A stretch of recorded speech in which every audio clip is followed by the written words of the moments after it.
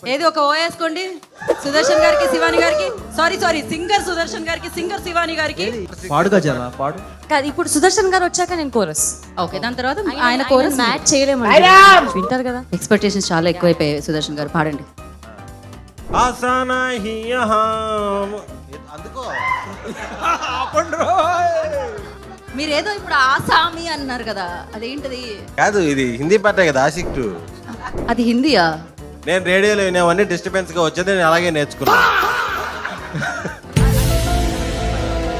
తుమ్ he హో నువ్వు అందుకుంటే బీబో కాదమ్మా. Ready 3 2 1 ready.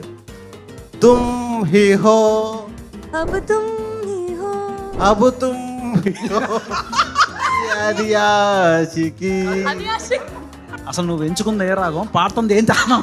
సార్ ఇది హిందీ పాటలు అన్నీ ఎందుకుంటాయి సార్? హిందీ పాటలో మలయాళం లిరిక్స్ రావాలి, ఇప్పుడు అదే ట్రెండ్. రాగం అనేది తెలుగు కదా.